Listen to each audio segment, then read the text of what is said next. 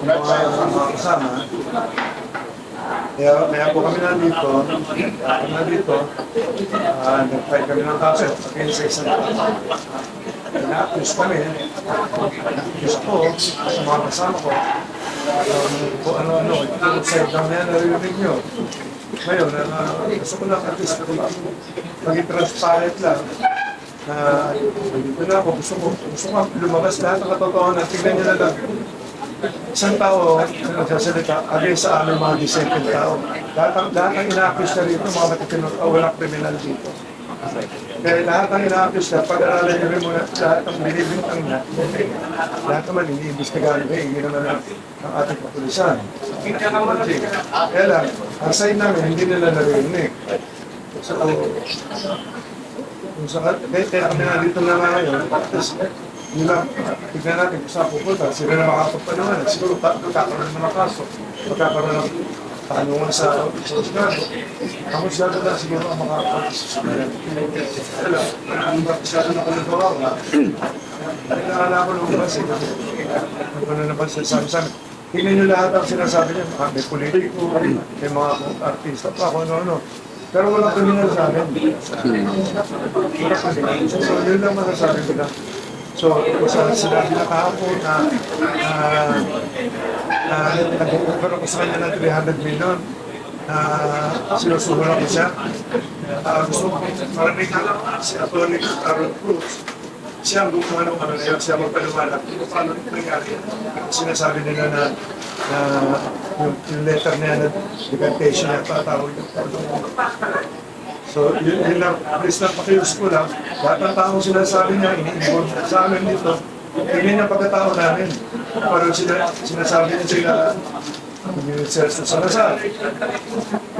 Engineer yan, hindi naman kriminal niya, paano naman sasabihin na gano'n? Ako, i-involve nila ako, gaming lang ako. Saka sinasabi niya, lover boy daw ako. Hanggang doon lang ako, wala na yun. So anyway, andito si Atty. Carol Cruz. Importante, marinig niyo kung ano yung sinasabi niya kasi nungaling nga kahapon. May 4 na points na akong gusto i-share. Kasi yung sinasabi nga na refund, kung ano man yung binigay niya, no? Yung mga statements. Actually, yung 300 million po yan, totoo po yan na merong ganong amount na sinasabi niya. Kasi ako po, mismo, ang sinabihan ng certain common friend namin na si Mr. Alan Bantilles na tinatawag namin na Brown. In fact, parang coincidentally, kaya ako napunta sa dito picture, nagkita kami sa EDSA Shangri-La in June 12. Mga bandang hapon, mga 3 o'clock. Nakita ko siya on the other side. Siyempre kinamusta because kilala ko naman itong silang lahat. Pati si Jolie Patindungan, eto si Brown, na binabanggit ko. Tsaka sa lahat sila because I'm also handling the Pitmaster Foundation. Ako executive director, nakukonsulta ko sila, no? So, yung 300 million talaga, binanggit niya sa akin. And in fact, tinanong niya ako kung kumusta daw yung boss. Sabi ko, wala namang nasasabi. Sabi niya sa akin na galit na galit daw sa kanya, pinagmumura siya. Talagang pinagmumura, galit na. Sabi ko, ano naman, bakit? Kasi na-mention nga daw niya yung 300, bayaran na lang daw si Don para makaalis na sa paalis, makalayo, kung ano man yung statement niya sa ano, magtago na, kasama ang panitia. So number 2, dahil sa nagpaalam ako sa kanya kung pwede ko bang i-relay, sabi niya man, sabihin daw para makumbinsi ko siya na pagbigay na lang ng 300, kung may discount man, bahala na silang mag-usap. Kung 30 million, bahala sila. Para wala silang dalawa na mag-uusap, subject to their mutual terms. Number 2, dahil dyan, I was requested by Mr. Brown to draft the affidavit of recommendation, which I did. And pinadala ko sa kanya on June 21, nagkita kami sa Soler. Tapos after that, we have a short conversation, of course, kasi kilala ko naman sila. Hi, hello, etc. Kung kumusta to. And then, bumalik siyang tumawag na, I also consulted, of course, si Mr. Kasi he's my chairman sa Pitmaster Foundation. Ang dami naman natulungan nito, no? Then, sabi niya, bahala ka, ikaw naman yung abogado, alam mo naman ang gagawin mo. Which I handed to Mr. Brown on June 21. And then there was an amendment of the affidavit. Ni-request din nila na ayusin. Then I also had it the same day at about 9 o'clock. Nakita kami sa Petron, Katipunan, sa yung sa Mila Vista. Yun. Then number 3, during my course of conversation, that's number 3, nagtanong ako, after this 300 million, etc., after signing, ano ang gagawin?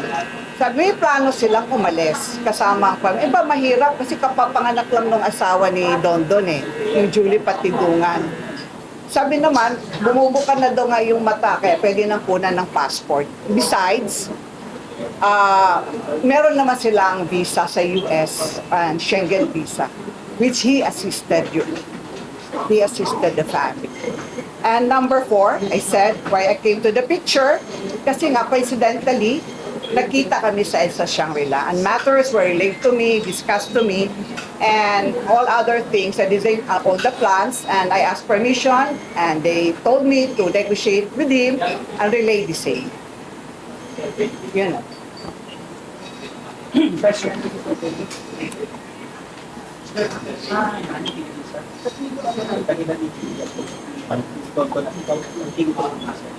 Ano ba nangyari? Ano ba kayo? Well, ang ano talaga nito, ang punot dulo talaga nito, pera. Lahat ng grupo namin tinatawagan nila pareho kagabi na lang, kagabi lang to, may tumawag sa isang kasama natin sa group namin. Mayroon kami si group A, group B. Tapos gano'n. Tinawagan daw siya kagabi, ni Brown na naman. Ang sabi sa akin, mga 11:10, na ako tinawagan ako. Isang partner namin. Sabi gano'n, tulungan daw si Dondon kasi tatakas na.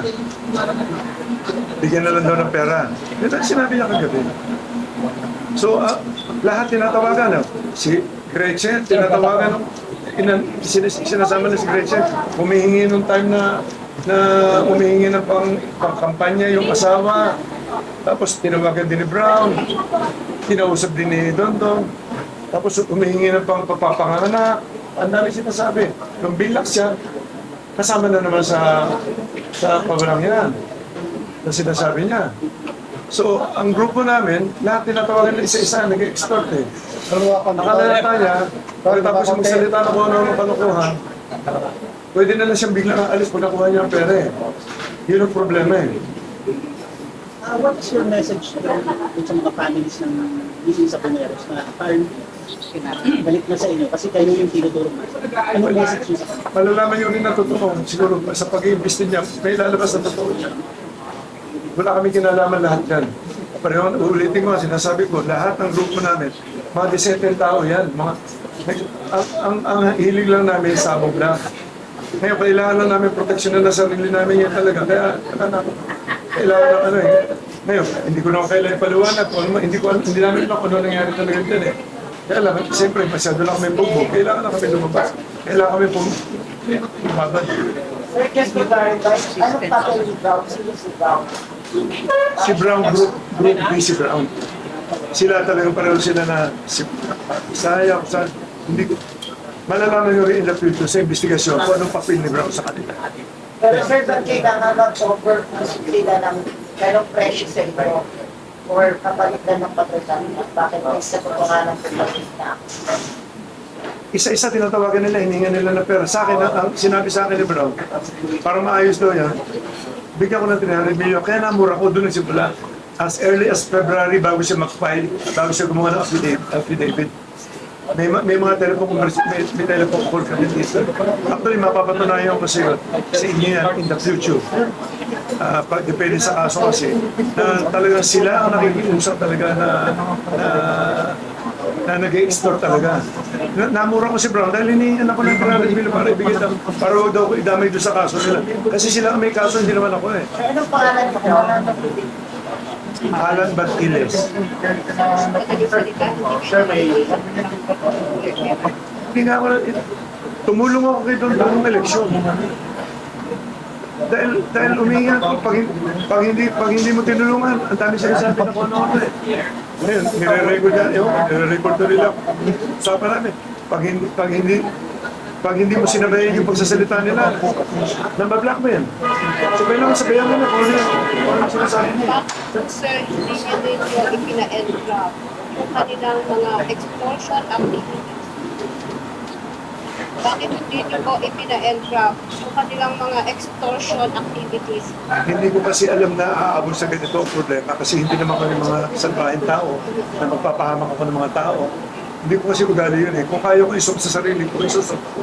Kung konting pera lang, katulad niya, eleksyon, pumigisa na mag-eleksyon. Yung pala naman, meron na siyang, tingnan yung kalokohan na yan. As early as February 22, nung hindi ako pumayag, tuloy-tuloy pa ang usapan namin. Nung eleksyon, humingi pa siya ng 12 million, binigyan ko pa ng 12 million. May mga resibo ko na dineposit namin sa account nila. Anong klase extortion yan? Ngayon, ng Borobo, ng Surigao Atas. Sir, may idea kayo? Wala, hindi ko masabi kung sino nasa, pero hindi ko masabi ko anong pinagagawa niya. Sir, pero po sa may nakikita ba kayong anggulo na dahil po sa politika kayo ginagamit? wala naman ako sa politika, hindi praktika na sa politika. Hindi ko alam kung sino nasa likod niya. Siguro, sa pag-iimbestiga niya na lang ng mga polis, siguro, makikita nila kung ang pulot dulo niya kung ano yan. Tansikin nyo na lang, yung background ni Don, doon na lang. Sir, may kalaban po ba kayo mas malaki daranasan po siya sa napakalasan? No comment ako niya sa ganyan sa negosyo kasi. Lagi ko siya nakakausap eh, maski nung huli. Hindi, I think last week, ito sinabi niya sa akin. Tumawag si Brown, pagtawag ni Brown, sinabi niya, boss, gusto ko yung makausap ni Don kasi aalis na Rob. Mag-usap na lang kayo para makaalis siya kasi may inaayos na lang yung visa, no? Yung visa yata nung anak niya, yung bata. Tapos, sabi niya sa akin, sabi niya, boss, magandang hapon po. Sabi nun, namumupo naman siya. Sabi niya, gusto ko sana iligtas kayo pero yung mga kasama nyo dapat isama ko sila. Sabi ko, ano kasalanan namin? Bakit kami sasama? So medyo yun, hindi maganda naging usapan. Ako si Dr. Victor David, meron po nakalagay doon na si Rogelio Barican is nakipag-meet kay London. Ang sinasabi ko ni Rogelio Barican, planning to assassinate you and rob yung mga property. Okay, ganito yan. Nung nagtatago sila, okay, nakarating na sa akin yan, tubuli na lang eh. Pagka nakakainom kasi yan, ang dami masyadong kwento, ang dami mga pinaplano. Kaya si Don, paglasing niya, kung ano mga pinasasabi niyan eh. Tapos, nasa isang meeting, nasa safe house nila na tinataguan nila, sa bandang Parañaque daw. Ilan sila dyan, hindi ko alam kung sino kasama lahat, sila nakakaalam niya.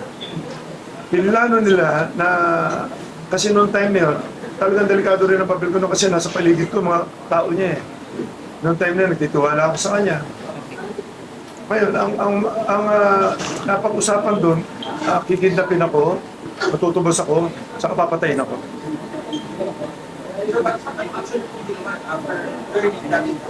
Ito huli ko lang nalaman eh. Sir, kanina po, mention na tinatawagan na natin yung actress, Gretchen Malayan, yung pangalan nyo, midnight with her name. Wala namang problema kasi talaga naman kasama namin siya sa Group A. Pagkakaano kami, yung Group A niya, yung tinatawag, investor lang yan. Walang kinalaman sa mga operation yan. May operation, naglalaban lang sila ng mga manok. Walang kinalaman. Yung sinasabi nila sila, Eric, ako, si Gretchen, si Gretchen, nakita niyo, bumibitaw lang naman ng kumisa-misa niya para sa marketing lang yan, para maraming tumaya. Kapag sila Celso Salazar, ang negosyo niyan, poste. Ano wala masamang record yung tao. Paano naman makakasama sa mga ganyang kalukuhan niya? Kasi nasa level ng relationship ni yung acquaintance, bago na mo parang with close, sharing secrets, level po kayo. naging trust. Kasi ako kasi, sobrang tiwala sa mga tao. Siya ang trabaho ni Julie sa amin. Siya nag-aasikaso ng mga properties namin. Pag may tinatayo mga buildings o ano, siya rin nag-aasikaso. Farm, yung maliliit na mga bahay, mabilis siya magtrabaho. Kaya nagtiwala ako sa kanya. Hindi ko alam ang mga record niya na meron pala sa mga murder case, may mga hold up, may pinatay pa rin ng mga pulis yata sa Caloocan. Can I speak to that? Yung issue, no? Kasi dapat malaman natin sino ang whistleblower na to. Sino ang nag-proclaim sa sarili niya na gusto niya mag-testify. Sino ang don-don na yan? Ang don-don na yan, kasi kami naman mga abogado, hindi naman kami tatanggap ng kaso pag hindi kami ng due diligence. Nakita namin na yung don-don na to ay criminal. He has 3 criminal cases. He started sa isang security company na tinanggal siya dahil sa sexual harassment. May nag-complain ng sexual harassment. Tapos nakita pa namin sa due diligence namin na noong January 2020, merong nag-file ng information for frustrated murder. Ito, against yung whistleblower na yan, sa RTC Morong Rizal. Isang kaso yun, frustrated murder. Meron pa siyang charge for murder and multiple frustrated murder in Taytay Rizal, pinayal noong March 2019. Nakita rin namin na noong July 2019, ang Metrobank mismo, Metropolitan Bank and Trust Company mismo, ang nag-file ng isang kaso for robbery with threat and intimidation, physical injuries, and grave threats. Tignan natin, credible ba itong whistleblower na to? Kanya, nandito si Apo, na dinirepresent po namin para tulungan. Ang objective po natin ay tulungan natin na lumabas ang katotohanan. Because ngayon, ang lead lang ng Secretary of Justice at ng police authorities ay isang statement na hindi naman totoo. So, our objective here really is to help. Sabi nga ni Sir Atong Ang, nandito pa kami para ilabas ang katotohanan because baka mag-follow ng false leads ang SOJ. Wala na namang mangyayari sa kaso ito. Isipin natin yung mga families ng victims na hanggang ngayon hindi pa nakikita. Isipin natin ilang taon na yan, more than 4 years. Kailangan malaman ang katotohanan. Sino itong whistleblower? Kagaya ng sinabi ni Sir Atong, siya po ang directly responsible. He was a farm manager na binigyan ng full trust and confidence. Siya yung in charge ng operations. Tatlo yan, sa Batangas, sa Laguna, at sa Manila. Siya po ang nakahire ng mga tao. Siya ang nagpo-construct ng mga building. Siya ang nagme-maintain ng property. At doon niya naisip na gumawa ng illegal na activities. Kaya yung mga yan, meron pala siyang nalaman namin rin sa aming investigation na meron siyang separate na business na hindi alam ni Sir Atong Ang. Sa separate na business na yan, doon siya gumagawa ng pera, illegal operations. Meron din siyang, siguro ang tawag ko doon, private army, napakadaming security guards, napakadaming firearms. Kaya natatakot, yung mga alam ang ginagawa nitong don na to, ay natatakot mag-come forward because may sariling operations itong si Dondon na yan. At takot na takot sila. Ngayon na sabi ni Secretary of Justice that he will help in bringing out the truth, ganun ang mangyayari. We will fully cooperate with the Secretary of Justice, with the investigating officers, and with the Supreme Court kung darating na doon. Attorney, question from GMA News. Kung possibility siya galing state witness, what are your thoughts about this? Kung siya galing state witness, So definition ng state witness, dapat person who is the least guilty. Sa RTC Manila, na lima ang akusado, siya, 6 ang akusado including me, siya ang pinaka-guilty doon. Siya ang directly in charge ng operation. Siya ang may direct participation sa crimes na charge sa RTC Manila. So, even in the definition of a state witness or a whistleblower, he cannot qualify as a whistleblower because he appears to be the most guilty. Sir Charlie, follow up sir, Sir Charlie, sir. Sir, kung kayo po target ng si Don, bakit po sir ginamit niya pa? Yung iba pong mga tao, pangalan ko sila mga celebrity, yung mga sa dito, kung ba yung po pinakatarget po? Dahil nga sa extortion, tinatawagan nila isa-isa. Ang hindi magbibigay, yun ang sasabihin niya pangalan. Yung original yung mga sinasabi niya, parang 15, 16, 17. Ngayon, 4 na lang kami. Hindi ko alam kung ano yan. Confirm ko lang po, kung dahil po lang Lima ang final complaints today. Unang-una yung robbery, attempted robbery with intimidation and force. Ang pangalawa, meron tayong rape threats, meron tayong rape extortion, kasama dyan yung extortion, meron tayong slander, yung mga pinagsasabi niya na wala namang katotohanan sa media, destroying the character and reputation of innocent people. At panglima, meron tayong tinatawag na incriminating innocent person. So, 5 ang final na kaso today. That's what it is. Okay, Sir Charlie po. Sir, would you know po kung yung mga kasama niyo po sa grupo will also file case against this person?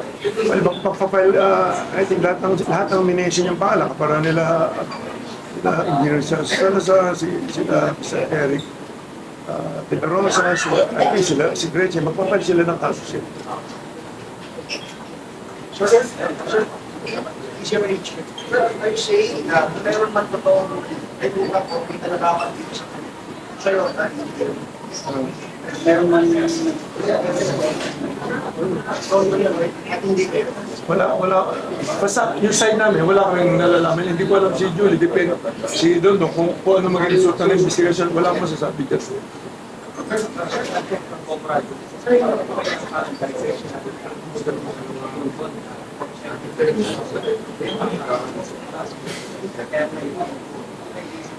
Well, ang basa ko sa kay Dondo, tingin ko talaga makikita ang utak niya eh. I think pera-pera lang talaga habol niya. Isip mo sinasabi niya pati kagabi. Bigay siya ng pera kasi tatakbo na ram. Baka akala niya, yung ginawa niya, pwede niya takbuhan ng bigla. Hindi ganun eh. Kasi sanay naman yata sa kumuha ng pera tumakbo eh. Hindi ko alam ang background niya. Sir, tama po, tama po. Sinabi sa after niya labas ng statement against hiningan siya niya ng pera. After nung February pa siya humihingi. Nalaman ko na mayroon siyang affidavit na ganyan. Parang May yan. Tapos nalaman ko, kasi may ikot yung ano niya, affidavit niya, nag-leak eh. So just to clarify, sir, wala kayong inutos sa kanya gumawa ng anumang Of course, hindi. at siya lang yung maaaring gumawa ng mga kriminal yung laban sa iyo. Well, hindi ko masabi. Tingnan mo, sinabi niya sa akin, gusto niya umalis na. Sinabi niya sa akin na sinunod eh. Maayos lang daw niya, makakompleto niya lahat. Pupunta, sinasabi niya Portugal, sinasabi niya US. Hindi ba niya naisip ang dami niya ginawa rito? Pwede ba pumirma na lang siya na magre-recant lang siya? Siyempre, kakasuhan din siya ng mga perjury kung ano-ano. Hindi niya naiisip yun eh. So you would ask for departure order against the family. Well, hindi ko alam, ang government na ang bahala dyan. Paano man ang lumabas sa investigasyon nila? The inner part, sir, na yung nagtayo na kayo ng kaso natin. You ask the Well, pwede. Siyempre yun. may sinabi na po, malahan niya kahapon. Kasi interesado din sa kaso ng isa sa umeros. Yung po nga pala po yung malabas na rin hindi ako nakakuhanan. Pero sa insert kanina sinabi mo na wala kang magpala. Feeling para, ano man po yung pero to wala. pwede kayong ng BFP kaya, ano po, importante syempre, yung sinabi ng Malacanang na para malaman yung katotohanan. Kasi prominent figure po kayo sa world ng sabong. Kaya naman ako nandito, yun na yun eh, nakikipag-cooperate na nga ako, sinasabi ko lahat, kung ano yung nalalaman ko, kung ano yung abot lang ng isip ko, mahirap sabihin ko yung mga hindi ko alam. Kaya tatanong niya ako about that case ko, ano nangyari sa mga ano, hindi ko alam yun. Yung nalalaman ko, wala kami, so, sabihin ko, tama naman yung sinabi ng ating presidente na kailangan malaman ng katotohanan. Kaya lumabas na ako. Kung lagi pakikinggan siya, hindi baka lahat kami, guilty na. So, repeat ko lang na the reason na nandito kami and the reason we filed a case is because number one, for the truth to come out. Number two, to affirm that Atong Am and the members of this the investors group are willing to cooperate with the government. The government that includes the President, includes the Supreme Court, and includes the Secretary of Justice and all the personnel. Come out with the truth. We are on the side of justice here. We are on the side of the families who lost their loved ones, who up to now do not know kung saan ang kanilang mga kapamilya, kamag-anak. So sana sa magbibigay namin ng ebidensya sa complaint na to, because merong mga affidavits dito. Sana mabasa rin ng gobyerno and will furnish them a copy so that sundan nila yung mga leads. Hindi lang isang lead lang na false pa and misleading. Huwag silang maniwala sa hearsay evidence na isang whistleblower na alam natin based on personal knowledge na siya ang nag-i-destroy. Kasi ang pera-pera lang to at sinabi niya na gusto na niya umalis ng country. Ang pag inosente ka na tao, gusto nang harapin ang kaso para maklear ang pangalan. Yung mga feeling guilty lang, sila ang gustong tumakbo. Sila ang gustong mag-disappear. So, tignan natin ang mangyayari sa investigation. Pero dito sa kaso, we are very confident that there is strong evidence for the 5 cases that we have filed on behalf of Atong. Question, Manila Times. Kasi clip ko lang. Sabi ko naman about leaking allegations. Although tinanggilang yung allegation, leaking allegations, parang kung na-start. Wala naman siya kinalaman sa kaso ko, kaya narin natin. Sir, just to clarify, may lumagis ko ba sa inyo isa sa kapamilya ng mga nang sinasabing namatay yung kanilang kamag-anak? Araw nila nakloro sa inyong position. Wala. Sir GMA Public Affairs, ano po ang gagawin nila sa kanyang pumili ng mga Well, yung nga lang, kaya naman nandito na ako para matulungan na rin. Pero kailangan niya, kailangan niya ata akong bumalik doon, pipirmahan kami uli. So, ayun, nasabi na namin lahat. Marami sa, lalo na sa Channel 7, kapaliw kahapon, ikiusap na ako sa media. Gawin yung fair lang, katulad na hindi naman niya narinig ang side namin. Kahapon lang, isipin nyo, biglang inilabas niya na sinusuhulan ko si doon. Dapat tinanong muna niya, binabalansin bago siya maglabas. Di ba? Yun parang one-sided eh. Dapat, pag may mga ganong media, di ba? Kung ako tatanungin sa media, may nag-a-accuse, dapat yung ina-accuse, tatanungin mo na bago maglabas. Both sides labas. Katulad na, late ako nagsalita ngayon. I'm sure hindi ako ito-cover ng Channel 7 siguro ngayon. Kaya po marami sila. Talagang ito simula ko kasi ito mo. Simula, hindi ko alam kung pinupundo.